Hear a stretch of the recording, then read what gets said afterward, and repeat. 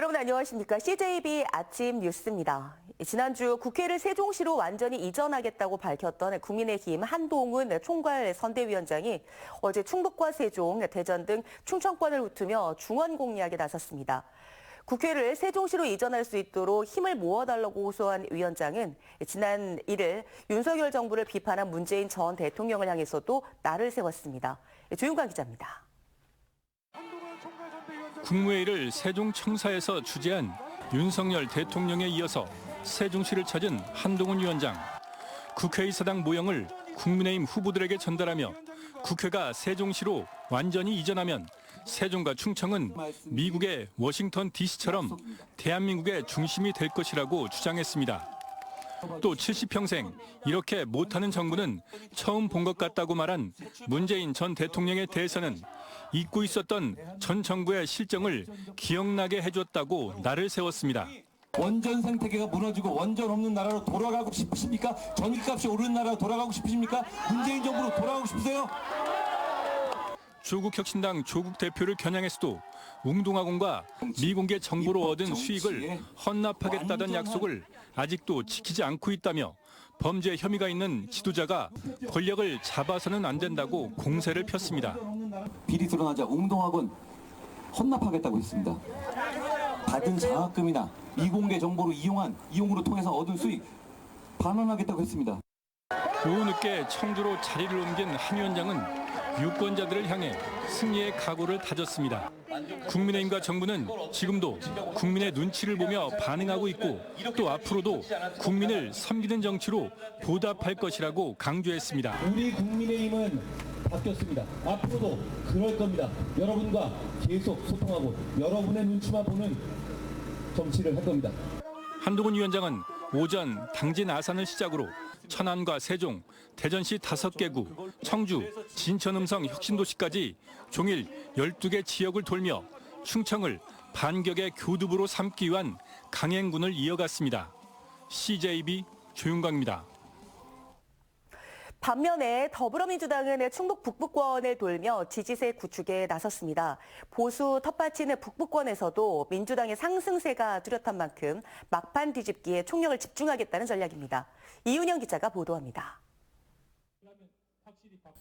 충북 북부권은 더불어민주당이 맹공에 나섰습니다. 이재명 대표가 재판에 출석한 가운데 김부겸 상임 공동선대위원장이 민주당 험지인 충주를 찾았습니다. 무학시장에서 상인 시민들과 일일이 악수를 나누며 김경호 후보의 지지를 호소했습니다.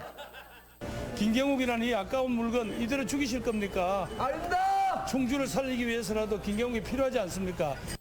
정세균 전 국무총리도 충주를 찾아 김경호 후보 지지 유세에 전격 가세했습니다. 국무총리 시절 국토부 차관을 지낸 김 후보야말로 A+ 일꾼이라며 김 후보에게 표를 몰아줄 것을 당부했습니다. 충주를 위해서 진짜 괜찮은 일꾼을 뽑는 것 한 가지, 그 다음에 대한민국을 위해서 우리 정치를 바꾸는 선거입니다. 여기에 조국혁신당도 황운하 비례대표 후보 등이 조국버스를 타고 충주를 찾아 소중한 한 표를 행사해 줄 것을 호소했습니다. 사전투표를 사흘 앞두고 거대 양당이 잇따라 충북에서 후보 지원 사격에 나선 가운데 누가 중도층의 표심을 사로잡느냐가 이번 선거의 승패를 가를 전망입니다. CJB 이윤영입니다. 선거관리위원회가 주관하는 선거구별 법정 토론회가 시작됐습니다. 가장 먼저 영동, 옥천, 보은, 괴산, 동남 4군 선거구에 대한 토론회가 어제 열렸는데요. 공약과 정책 대결보다는 당선 파티 논란과 증여세 납부 여부 등 서로의 약점을 캐묻는 난타전 양상으로 전개됐습니다. 이태현 기자입니다. 두 번째 주제는 공약 발표에 있어 더불어민주당 이재한 후보는 지역의 일자리 창출에, 국민의힘 박덕흠 후보는 도로와 철도 등 인프라 건설에 집중했습니다. 유망 식품기업과 연구기관을 유치하여 좋은 일자리를 많이 만들도록 하겠습니다. 예타 면제 사업을 대폭 확대를 해서 도로, 철도 등 교통 인프라 개선에 하지만 공약 발표 시간 외에 대부분의 토론은 상대방의 약점을 파고드는 난타전 양상이었습니다. 이재한 후보는 박덕흠 후보의 ARS 장비 구입과 운용 의혹을 집중 제기했고 민간 사찰한 거 아니냐, 이런 의구심이 언론 보도에 나와 있거든요. 선관위에 검토를 했다고 합니다. 이른바 당선 파티 논란에 대해서도 박 후보와 당시 파티 참석자들이 참여하는 3자 대면을 제안하기도 했습니다.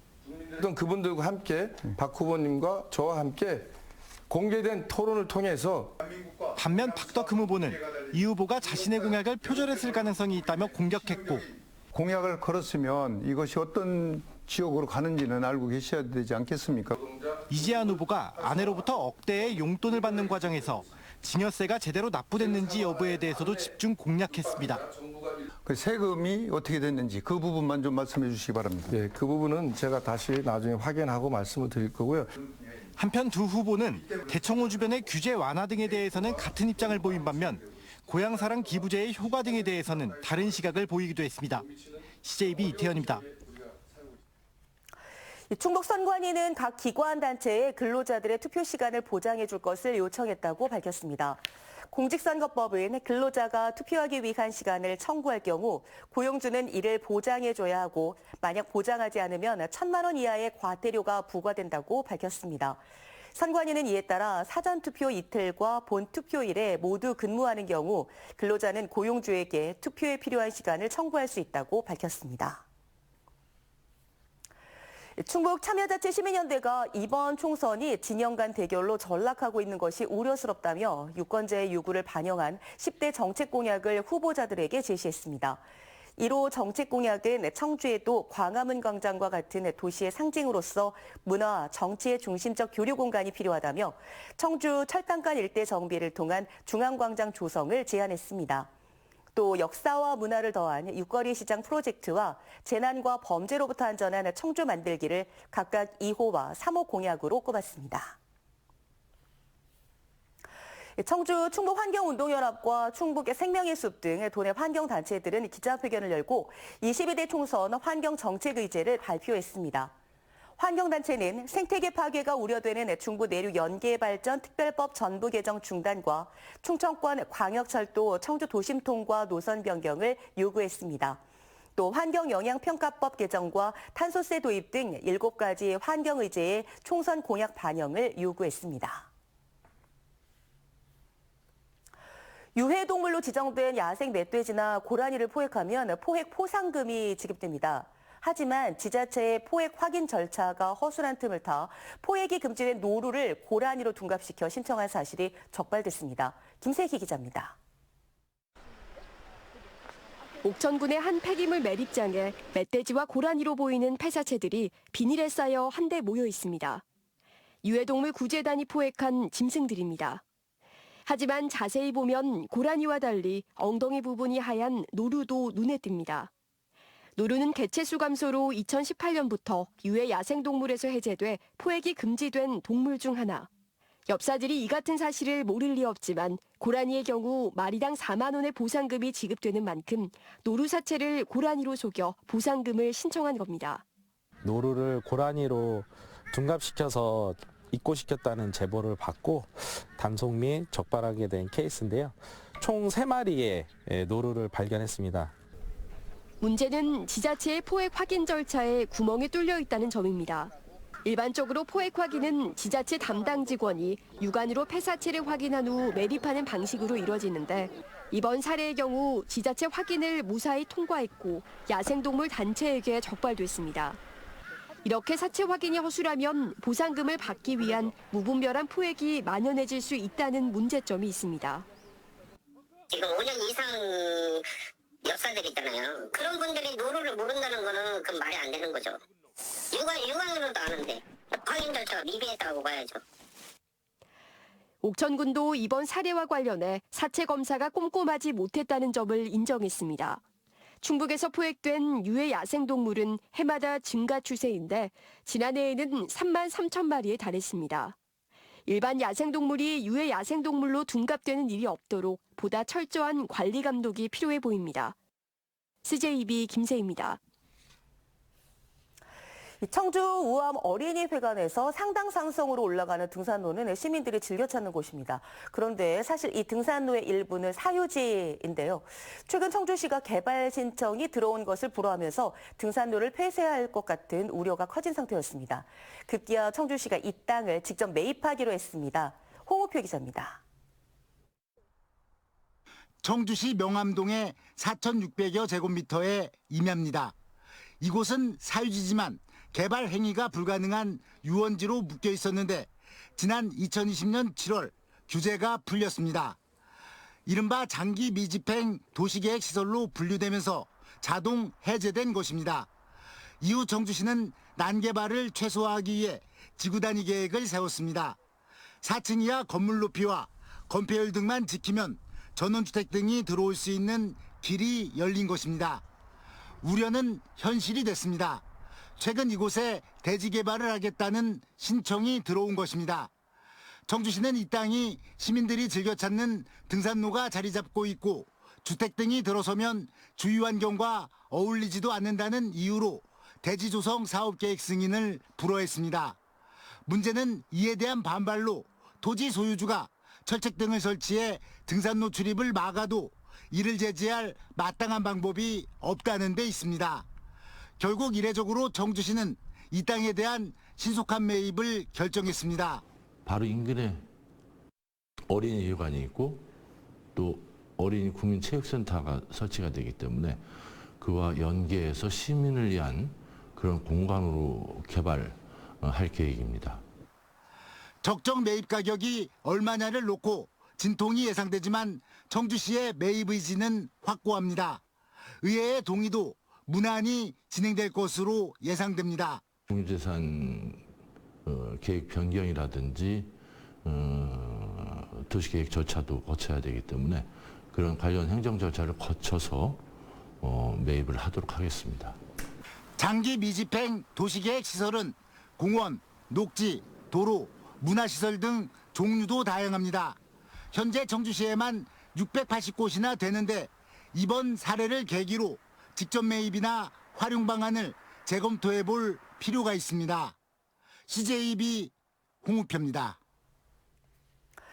의대 증원을 둘러싼 의정 갈등이 첨예한 가운데 김영환 지사는 의대 정원 확대는 지역 의료 붕괴를 막을 최후의 보루라고 말했습니다.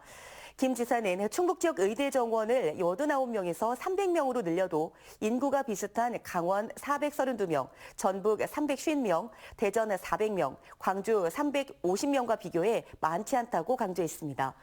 김 지사는 이번 의대 증원은 결코 과도한 것이 아니며 지역 의료 공백을 메우든 필수 의료 제공을 위한 비정상을 정상으로 바꿔놓은 것이라고 말했습니다.